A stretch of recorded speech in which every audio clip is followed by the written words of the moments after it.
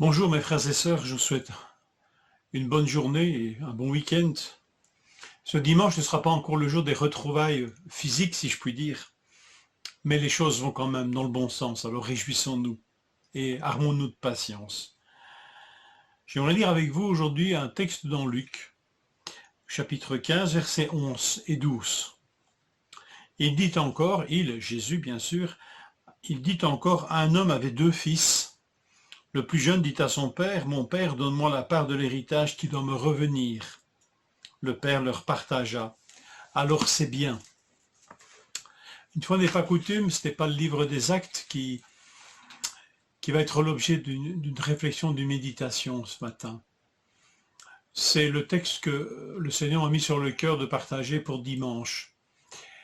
Mais voilà, on n'épuise pas ce texte, cette parabole dite du Fils prodigue. Maintenant, à y regarder de plus près, quand nous l'appelons parabole du Fils prodigue, c'est terriblement réducteur.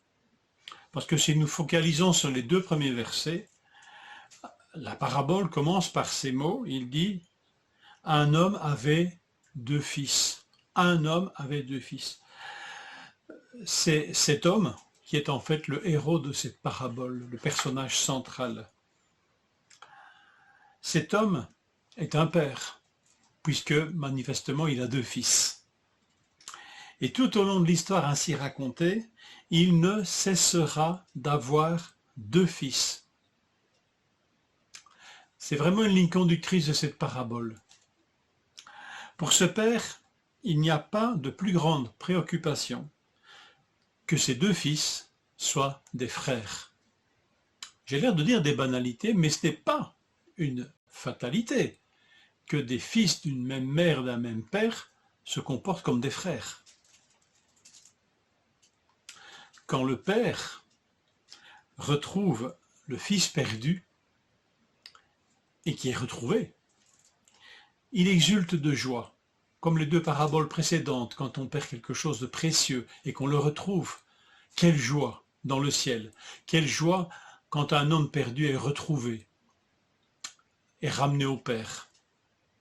Alors, ici, il n'exulte pas de joie parce qu'il a retrouvé son petit chouchou, mais parce qu'il a retrouvé le deuxième fils, le deuxième de ses fils. Un père avait deux fils et sa joie n'est pas complète tant que tous les fils ne sont pas là. Sa joie, il la voudrait partager par l'aîné, pour qui la disparition du frère semble déjà actée et dont il semble déjà s'être accommodé. À l'aîné, le père doit dire « Ton frère était mort et il est revenu à la vie ».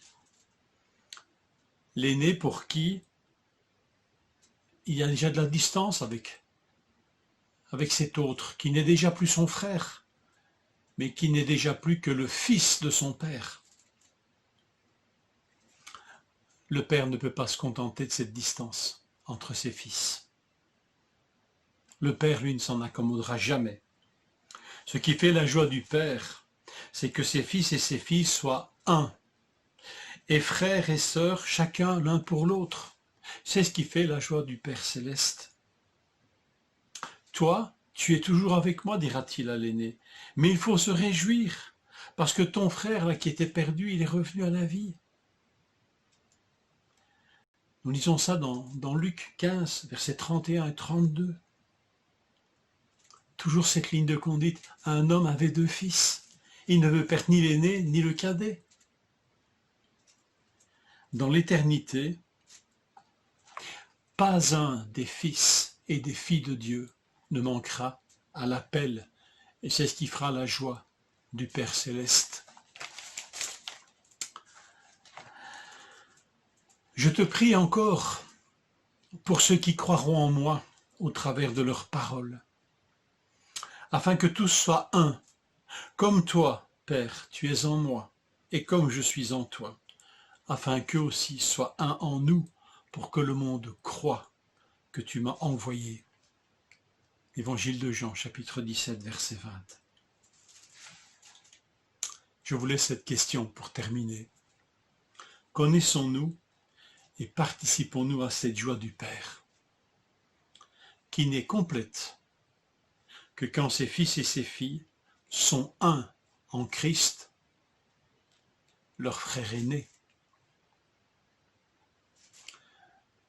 Que le Seigneur touche nos cœurs et nous fasse participer à cette joie du Père. Bonne journée et bon week-end.